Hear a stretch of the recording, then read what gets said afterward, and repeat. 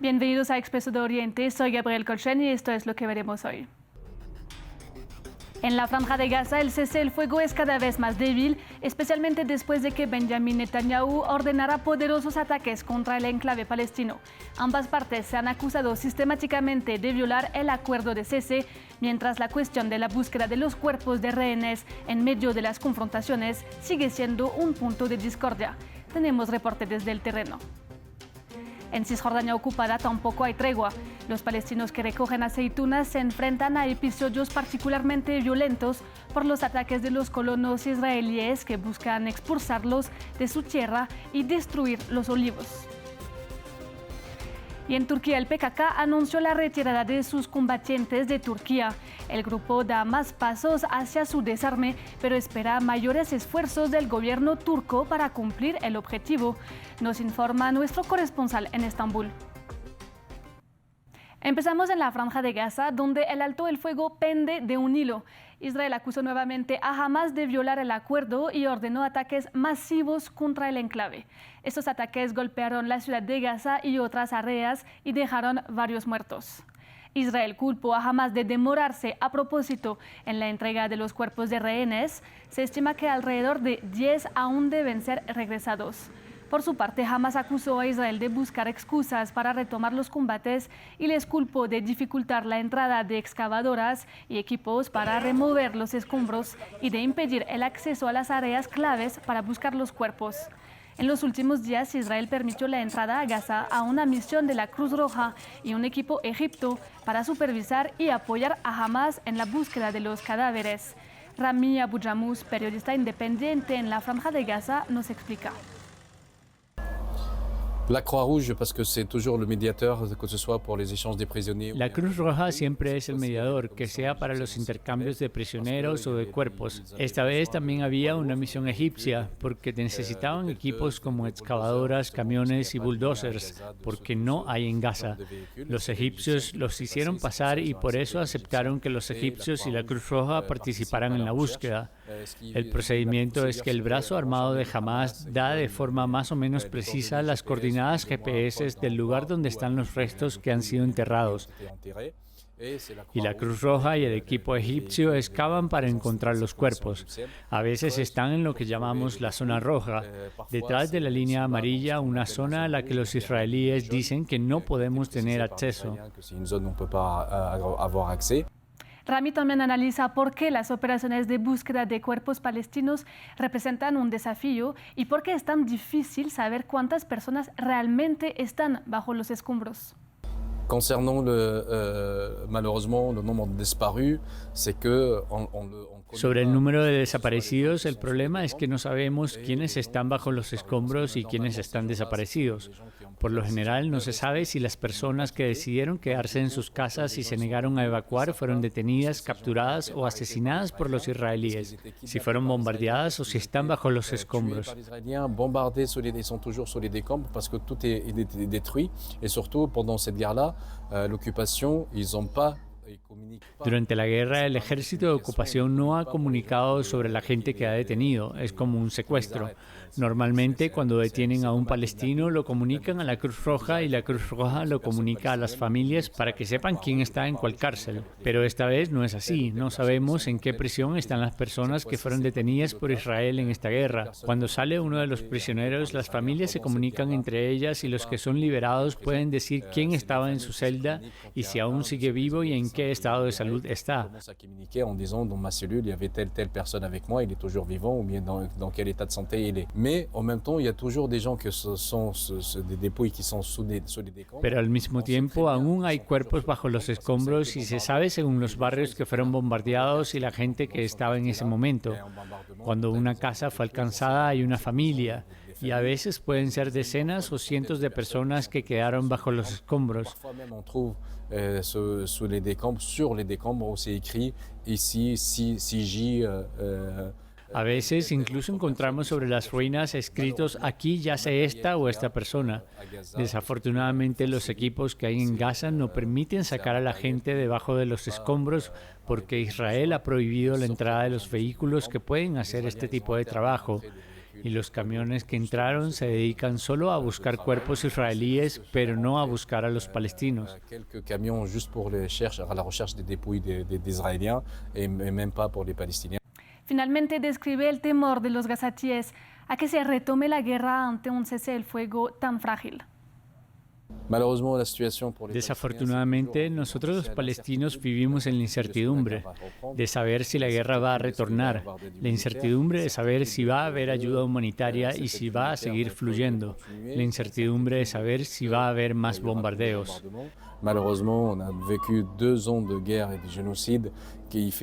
Desafortunadamente, vivimos 2 años de guerra y genocidio que hacen que no logremos salir de la guerra. Y si bien se supone que la guerra ha acabado y que salimos de la guerra, creo que la guerra aún no ha salido de nosotros, porque siempre tenemos la impresión de que va a retornar. Y tuvimos malas experiencias durante estos 2 años, y ahora es lo mismo, cada vez hay bombardeos israelíes. Desde el inicio del cese al fuego, los israelíes no han parado de bombardear y asesinar a gente. Por eso la gente en general siente incertidumbre, porque no sabemos si realmente se ha acabado la guerra. El tema de la reconstrucción de Gaza, la gente está desesperada de que la reconstrucción tome años y años. La mayoría de la población está bajo carpas y toldos que están dañados. Hoy el sueño de una familia palestina es tener una nueva carpa porque desafortunadamente entre el 80 y 85% de la población ha perdido su hogar y aún viven en la calle en condiciones humanitarias jamás vistas antes. Las infraestructuras han sido bombardeadas, las escuelas, universidades, todo. Entonces todo tiene que ser reconstruido, incluso la persona, porque estamos destruidos por dentro por la guerra. Pasamos ahora a Cisjordania ocupada, donde la temporada de recolección de aceitunas ha sido perturbada por ataques violentos de colonos israelíes. La vida de los palestinos en Cisjordania es cada vez más compleja, entre la multiplicación de ataques con el objetivo de expulsar a los palestinos de sus tierras y las políticas de colonización ilegal por parte del Estado israelí. En los últimos días, el Parlamento de Israel aprobó 2 proyectos de ley para la anexión de la colonia de Male Adumim y la anexión total de Cisjordania. Si bien Donald Trump amenazó a Netanyahu con quitar su apoyo si Israel se anexiona a Cisjordania, en el terreno la violencia y el desplazamiento continúan. Ampliamos en el siguiente informe.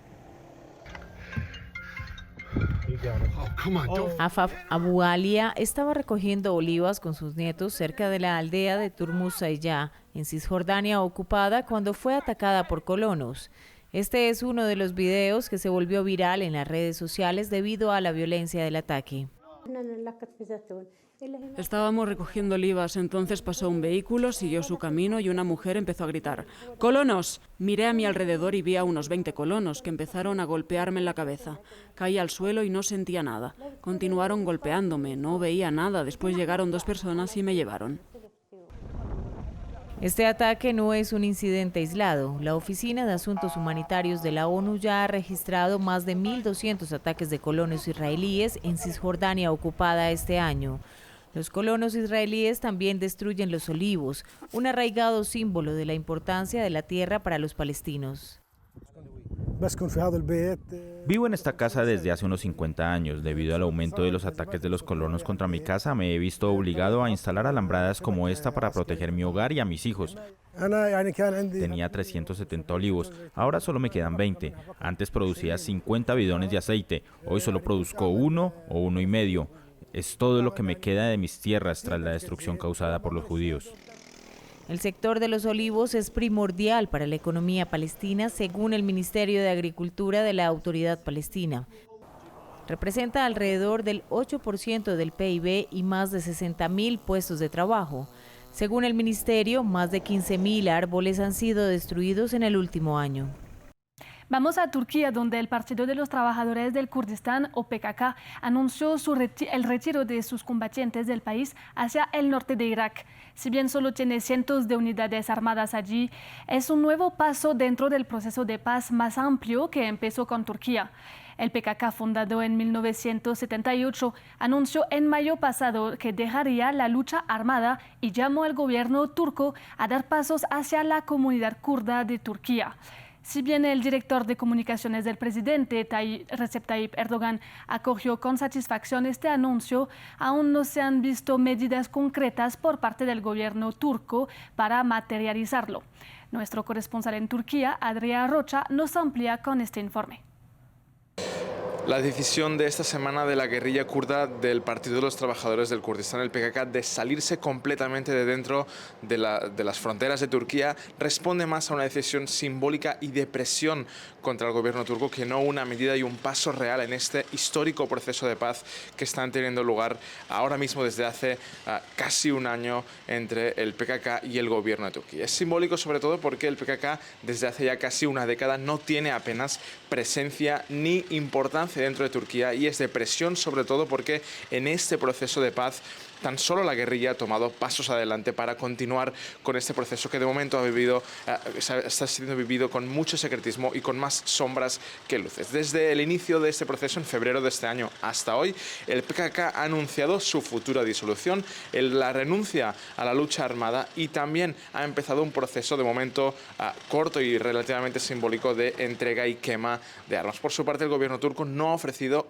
pública y oficialmente absolutamente nada, ni a los milicianos de la guerrilla, ni a la población kurda, unos 15 millones de kurdos que en la actualidad viven en Turquía y que reclaman sobre todo derechos lingüísticos y de educación, más autonomía en sus administraciones públicas y también la liberación de varios de sus líderes políticos encarcelados durante la última década. Sobre todo destaca entre ellos el ex líder kurdo Selahattin Demirtas, encarcelado en 2016 en un encarcelamiento ilegal según el Tribunal Europeo de los Derechos Humanos. De hecho, hemos podido hablar con muchos de estos kurdos en las últimas semanas y todos hablan de esperanza por este proceso de paz que, aunque avanza muy lentamente, sigue avanzando, pero muchos hablan también de un cierto desconcierto y de mucho temor de que esta falta de transparencia por parte del gobierno turco signifique que en el futuro, tanto cercano como lejano, este proceso de paz en una guerra que ha causado más de 40.000 muertos acabe fracasando.